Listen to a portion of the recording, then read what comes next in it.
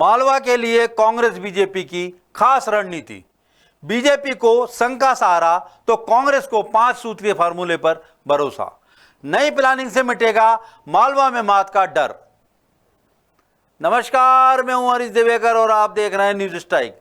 मध्य प्रदेश में मालवा और निमाड़ की क्या अहमियत है, ये किसी से छिपी नहीं है। ये वो इलाके हैं जो जिसके सिर पर चाहे ताज सजा दें और जिसका चाहे उसका राजपाट मिटा दें। जो इस पर यकीन नहीं करते वो बीते 2 चुनाव के नतीजे देखकर मालवा निमाड़ की ताकत पर यकीन कर सकते हैं। वैसे बीजेपी और कांग्रेस में मालवा निमाड़ की ताकत पर कोई संदेह नहीं है, इसलिए तो ये दोनों दल कमर कसकर मालवा में जीत के लिए ताकत लगा रहे हैं। बीजेपी की खातिर यहां संघ एक्टिव बताया जा रहा है, तो कांग्रेस ने यहीं पर राहुल गांधी की भारत जोड़ो यात्रा को फोकस में रखा था। हालांकि अब चिंता यह है कि एक नया खिलाड़ी यहां दोनों दलों का गणित खराब करने आ रहा है। कांग्रेस बीजेपी दोनों मालवा निमाड़ में ज्यादा से ज्यादा सीटें हासिल करने की जुगत भिड़ाने में जुटी हुई हैं। वजह है मालवा निमाड़ के पास उस चाबी का होना जो सत्ता के दरवाजे खोल देती है। यही अंचल मेहरबान रहा तो बीजेपी अब तक सत्ता पर काबिज रही। पिछले चुनाव में इसी अंचल ने बीजेपी को धोखा दिया और बीजेपी सत्ता से बेदखल हो गई। इस बार दोनों दल किसी भी हालत में इस अंचल की ज्यादा से ज्यादा सीटें हासिल करना चाहती हैं, लेकिन दोनों का खेल खराब करने के लिए यहाँ जैस भी कमर कस रही है। मालवा निमाड़ में जैस तकरीबन 1.5 दर्जन आदिवासी आरक्षित सीटों पर एक्टिव है। यही वजह है कि बीजेपी का 2018 में खेल बिगड़ गया था। गौरतलब है कि मालवा निमाड़ क्षेत्र में अच्छी खासी आदिवासियों की संख्या है और जैस की बात करें तो ये मुख्य रूप से आदिवासियों का संगठन है और 2018 के मुकाबले 2023 आते आते जैस पहले से ज्यादा मजबूत हुई है। इसी के चलते अभी हाल ही में हुए पंचायत चुनाव में जैस के कई प्रत्याशी चुनाव जीते थे, तो इसलिए आने वाले विधानसभा चुनाव में जैस खासकर मालवा निमाड़ में गेम चेंजर साबित हो सकती है। चूंकि मालवा निमाड़ को सत्ता की राह कहा जाता है, इसलिए जैस राज्य की दोनों प्रमुख पार्टियों का खेल भी बिगाड़ सकती है। बात करें साल 2018 के विधानसभा चुनावों की तो मालवा निमाड़ की 66 सीटों में से कांग्रेस ने 35 सीटों पर जीत दर्ज की थी। बीजेपी के केवल 28 प्रत्याशी ही जीतकर विधानसभा पहुंच सके थे। यही वो परिणाम था जिसने कांग्रेस के 15 साल का वनवास खत्म कर पार्टी को सत्ता की चाबी सौंपी थी। कांग्रेस के लिए परिणाम इसलिए भी उत्साहजनक थे क्योंकि 2013 के विधानसभा चुनाव में स्थितियां बिल्कुल उलट थी। बीजेपी ने इस इलाके में एक तरफा जीत हासिल करते हुए 57 सीटों पर अपना झंडा बुलंद किया था। वहीं कांग्रेस को सिर्फ 9 सीटें ही हासिल हो सकी थी। हालांकि 2020 में सत्ता परिवर्तन के बाद मालवा निमाड़ सीटों के लिहाज से बीजेपी के लिए फायदे वाला रहा। 66 सीटों में से अब बीजेपी के पास 33 और कांग्रेस के पास 3 सीटें हैं। 3 निर्दलीय विधायक हैं। मालवा का क्षेत्र किसी लिहाज से कम नहीं है। विधानसभा की सबसे ज्यादा सीटें इसी अंचल में हैं। 66 सीटों में से 22 सीटें आदिवासियों के खाते में हैं। धार्मिक दृष्टि से भी मालवा को कम नहीं आंका जा सकता। कहा जाए तो मालवा में हर वो मसाला मौजूद है जो सत्ता की शानदार ग्रेवी तैयार करता है। पिछले चुनाव में इस ग्रेवी का प्याला कांग्रेस के हाथ लगा, लेकिन स्वाद बीजेपी को मिला।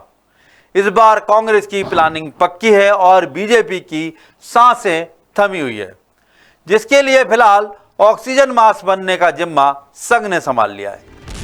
मालवा को लेकर दोनों पार्टियां अपने लेवल पर तगड़ी प्लानिंग करने में जुटे हैं। अगर जैस मैदान में उतरने से पहले कांग्रेस से हाथ मिला लेती है तो कांग्रेस का पलड़ा वैसे ही भारी हो जाएगा। हालांकि मालवा के लिए बीजेपी कोई रिस्क लेने के मूड में नहीं है। बीजेपी के बेग सपोर्ट में संघ तनकर खड़ा हो चुका है। कुछ ही दिन पहले संघ प्रमुख मोहन भागवत यहां से दौरा करके लौटे हैं। सिर्फ मालवा की चिंता का आलम यह है कि संघ प्रमुख 17 दिन में 2 बार यहां दौरा कर चुके हैं। आदिवासी सीटों के लिए बीजेपी ने सौगातों का पिटारा पहले ही खोल दिया है। जो सौगातें आदिवासी अंचलों को दी गई हैं, वो मालवा की 22 सीटों पर सीधा असर डालेंगी।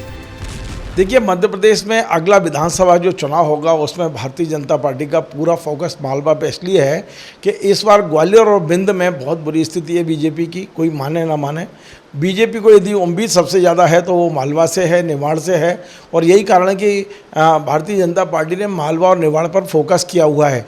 हम देखेंगे कि वहाँ जो 14 ज़िले हैं मध्य प्रदेश में, आदिवासी ज़िले, जिसमें मालवा निर्माण में काफ़ी आदिवासी बड़ी संख्या में हैं, वहाँ पेशा कानून को लागू किया गया है। वहाँ राष्ट्रीय स्वयंसेवक संघ के तमाम संगठनों ने वहाँ अपने काम का विस्तार कर दिया है। स्वयं मोहन भागवत जी 2 दौरे वहाँ कर चुके हैं। और यदि आप देखेंगे संघ और भाजपा की जो समन्वय की बैठक हुई वो भी इंदौर में रखी गई थी। तो ये कोई सहयोग नहीं है, बल्कि ये पूरी प्लानिंग है भारतीय जनता पार्टी की कि मालवा उसके फोकस में है। बीजेपी के लिए संघ एक्टिव है तो कांग्रेस के दोनों दिग्गज मालवा के लिए खास तैयारी कर रहे हैं। मालवा ने कांग्रेस को जीत के बाद भी ऐसा झटका दिया कि जीती जिताई सत्ता हाथ से निकल गई। अब कांग्रेस का फोकस मालवा की हारी हुई सीटों पर है। खबर तो ये भी है कि मालवा के सिर्फ 3 विधायकों को छोड़कर कांग्रेस बाकी सबका टिकट भी कंफर्म कर चुकी है। इसके अलावा 5 पॉइंट का खास प्रोग्राम भी तैयार किया है। कांग्रेस का 5 पॉइंट प्रोग्राम। कांग्रेस स्थानीय मुद्दों की पहचान कर घोषणा पत्र तैयार करेगी। वर्तमान विधायक के खिलाफ नाराजगी का मूल्यांकन कर माहौल बनाना। हारी हुई सीटों पर जाति समीकरण के हिसाब से उम्मीदवार चयन में प्राथमिकता। कांग्रेस 1.25 साल के कार्यकाल को भुनाने पर भी फोकस कर रही है। महंगाई, बेरोजगारी सहित सत्ता विरोधी लहरों पर जन आंदोलन खड़ा करना। जिन सीटों पर ज्यादा अहम मुद्दे होंगे उन सीटों के लिए ये भी माना जा रहा है कि कांग्रेस अलग से घोषणा पत्र ला सकती है। सारी कवायद का सबब यह है कि सत्ता की चाबी वाला अंचल हाथ से न फिसल जाए। ऐसा कहा जा रहा है कि मालवा निमाड़ में संघ अपनी ताकत बढ़ा रहा है। मुझे समझ में नहीं आता है कि ये वही संघ है जिसके प्रमुख डॉक्टर मोहन भागवत जी ने पिछले साल कहा था कि संघ राष्ट्र निर्माण करता है, रचनात्मक कार्यों में रहता है। संघ का भाजपा से और भाजपा का संघ से कोई सरोकार नहीं है। न संघ भाजपा में कोई हस्तक्षेप करता है, न संघ न भाजपा संघ में। अब आप बताइए, संघ सर्वे करवा रहा है क्या? इंटेलिजेंस विंग है क्या संघ? जहाँ तक स्थानीय मुद्दों का है, हमारे नेता माननीय कमलनाथ जी स्पष्ट कर चुके हैं कि प्रदेश स्तर पर हमारा वचन पत्र जारी होगा और स्थानीय स्तर पर हमारे जो विधानसभा के कैंडिडेट हैं वो लोग अपना घोषणा पत्र अलग से बनाएंगे। दूसरी ओर यदि आप देखेंगे तो कांग्रेस के कमलनाथ का फोकस भी इस समय मालवा पर है। उन्हें मालूम है कि उन्होंने जो बिंद और ग्वालियर चंबल संभाग है उसको दिग्विजय सिंह को सौंपकर कमलनाथ ने अपना पूरा फोकस मालवा पर रख दिया है, मालवा और निमाड़ पर। वो एक और रवि जोशी को साथ लेकर चल रहे हैं निमाड़ में, तो दूसरी ओर अरुण यादव को भी उन्होंने साथ के रखा है। यानी कि जो 2 विरोधी गुट हैं उनको साथ के रखा है। इसी प्रकार हम देवास में देखेंगे सज्जन वर्मा को भी उन्होंने साथ के रखा है और दिग्विजय सिंह के समर्थकों को भी साथ के रखा है।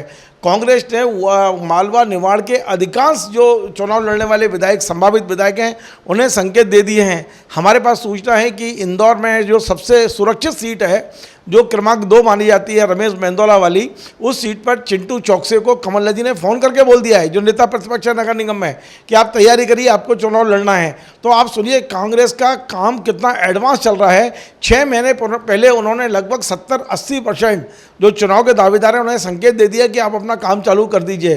तो कांग्रेस भी वहाँ कोई पीछे नहीं है। मालवा में कांग्रेस लगातार, कमलनाथ जी का पूरा फोकस इस समय यदि हम देखें तो 70 से 80% फोकस मालवा और निमाड़ पर है। मालवा ने नगरीय निकाय चुनाव के नतीजों में बीजेपी का साथ निभाया। पंचायत चुनाव में जैस को भी बराबर रिस्पांस मिला है, लेकिन कांग्रेस के लिए हालात मुश्किल नजर आते हैं। इसी से जुड़ा आज का हमारा सवाल है, 2023 में किसके हाथ लगेगी मालवा की चाबी? आपके पास 3 ऑप्शन है, बीजेपी, कांग्रेस या फिर कह नहीं सकते। आप हमारे सोशल मीडिया अकाउंट यानी फेसबुक, यूट्यूब, इंस्टाग्राम और ट्विटर पर इसका जवाब दे सकते हैं। पिछली बार हमने आपसे पूछा था, क्या कमजोर संगठन और बूथ के जरिए बीजेपी को मात दे सकेगी कांग्रेस? 58% ने कहा हाँ, 33% ने कहा नहीं और 5% बोले कह नहीं सकते। कांग्रेस के लिए मालवा इसलिए मुश्किल है क्योंकि कई मोर्चों पर जंग जीतनी है। कुछ पुराने नेताओं से भीतरघात का डर है। तुलसी सिलावट के पार्टी बदलने से एक बड़ा और आरक्षित वर्ग का नेता कांग्रेस के हाथ से निकल चुका है। दल बदलने वाले नेताओं के समर्थकों ने पारा तो बीजेपी का भी बढ़ा रखा है, जिसकी वजह से बीजेपी अपने ही कार्यकर्ताओं के बीच चल रही जंग से बेहद परेशान है। जयस जितनी ज्यादा सीटों पर प्रत्याशी उतारेगी, उतना ही ज्यादा दोनों पार्टियों का टेंशन बढ़ाएगी। ऐसे में अब बीजेपी संघ के सहारे नजर आती है, तो वहीं कांग्रेस अपनी 5 पॉइंट प्लानिंग के भरोसे सत्ता की चाबी को कौन हथिया पाता है, ये देखना दिलचस्प होगा। नमस्कार।